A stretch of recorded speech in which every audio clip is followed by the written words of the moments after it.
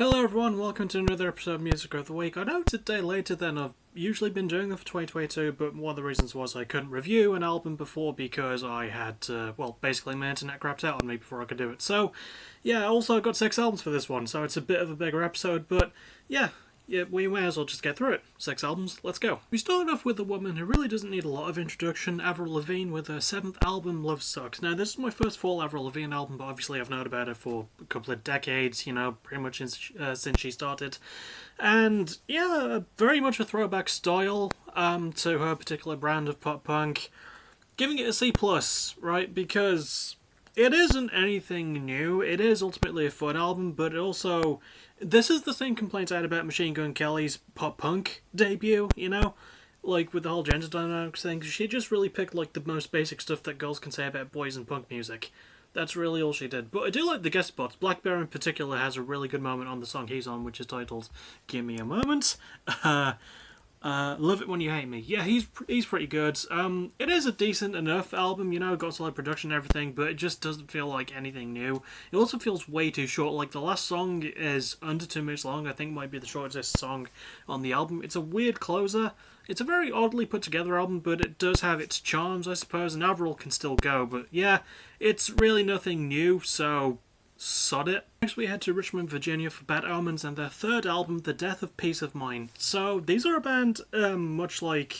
this is one of the many bands I've heard all year that I knew about before, but I didn't ever actually get around to fully listening to. So this is my first experience by them, even though it is their 3rd album, and really glad I got to them when I did. I completely missed Finding God Before He Finds Me in 2019, but really glad I picked them up on this one. The highest grade in this episode, by the way. Really enjoyed the dynamics of the sound. Very experimental sound. Very clean for metalcore too, but builds up to the heavy moments really well. The lead vocalist is absolutely amazing on the mic. Really good riffs too, just really heavy feel. Love the production. There's so many great elements to it. It does slightly stumble in the structuring department, because there are a couple of small songs that just feel like they weren't necessarily needed, but... it is ultimately a really solid album, and I can see why people have been talking Bad Omens up. Solid on performance, on production, still really great structuring, even with the weird bits that don't fully fit, but yeah, you know what? It's still great, so I'd recommend giving it a go. Next we go to Boca Raton, Florida for Dashboard Confessional and their 8th album, All the Truth I Can Tell. So this is my 2nd full Dashboard album after Crooked Shadows back in 2018. It's also their 1st album since then, so, pretty big 4-year gap.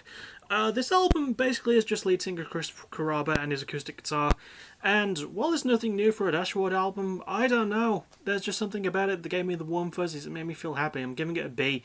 I just really enjoyed it, it's just a dude bearing his soul, talking about the things he loves and the shit he's been through, and in a very positive way as well, I just felt happy. I'm a soppy git by nature, but yeah, I really...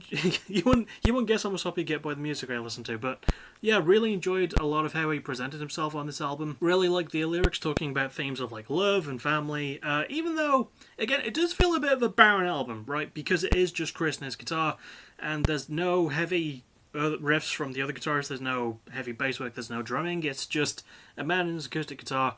But it's really all the album needs, and it's a really well put together album for as basic as it feels. Next we go to Berkeley, California for Mum Jeans and their 3rd album, Sweet Tooth. This is, again, another band I knew a bit about, but not as much as Bad Omens, shall we say. And their last album, was back in 2018, because, as I said, this is their 3rd. And...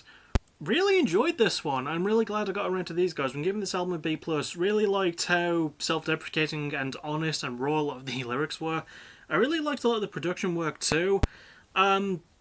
It does feel like a bit of a weird one in terms of its structuring, but it still brought across quite well. I like how it's a bit more experimental for the Midwest emo pop punk leaning genre, and again, I'm a big sucker for Midwest leaning emo pop punk.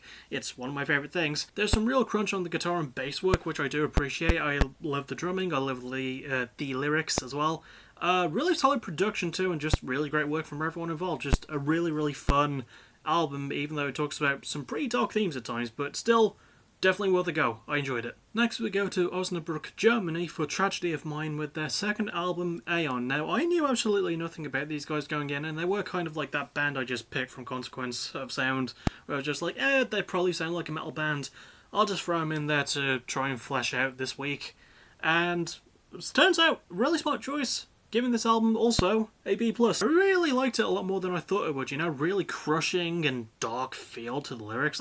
For a German band as well, their English is really, really good, so I will give them props for that. Then again, they've been around for, I think, over a decade. They've been around for long enough, you know, to have justified 2 albums and probably a bunch of EPs in the time between. But yeah, really solid stuff from everyone involved. Really liked a lot of the melodic lead guitar work, especially. That was a particular standout for me. The dark lyrical themes are, yeah, to be expected, but they're still really good. The performances especially are fantastic, and again, just the guitarists themselves, you know, the rhythm and lead, whose names I don't fully know. Both of those are pretty standout. It's also really nicely put together. It does have the Dead Flight problem of having, like, another track in the middle that's just, like, barely under a minute long and feels like an instrumental to something else, but, like, still, it's really good, and this is still a really good album, so I recommend you listen to it because it's a really good album. Finally, we go to Linz, Austria for Venator and their debut album, Echoes from the Gutter. So, I couldn't really find a lot about these guys. This is definitely the band I knew the least about. Well, yeah, no, definitely the least about. I was going to say Tragedy of Mine as well, but I knew the second least about them. But yeah, I knew absolutely bugger all going into this one. And I will admit, as much as I like the throwback heavy metal sound of this album, a lot of the riffs are pretty good. It's a bit too goofy, weird, and incoherent. I'm giving it a C+, because it is the band's debut, but there was just some weird shit happening with this one, right? Like, throwback with the instrumentals is good, with the lyrics talking about, like, horror and, you know, using that as a, like, really bad metaphor for rebellious themes didn't work for me.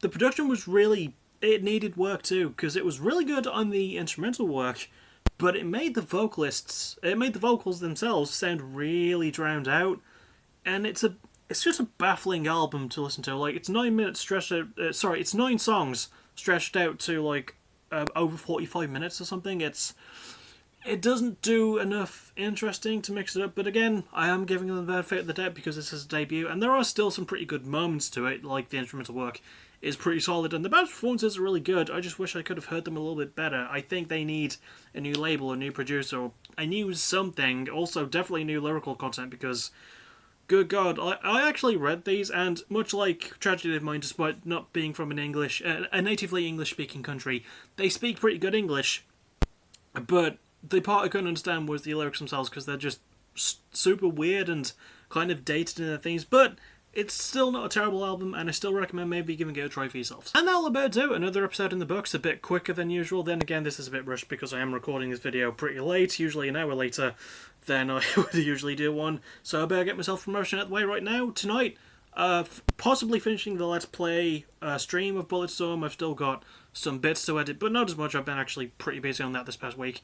And then also, what's after that? I don't know. Possibly a Fight of the Night review this Sunday, and then Monday, hopefully a very brief history of Baby Metal, and then Tuesday the full episode, as well as PPW vs AVW return stream. So that's all I can really sort of guarantee. It's not a full guarantee, but it's what I've got for you.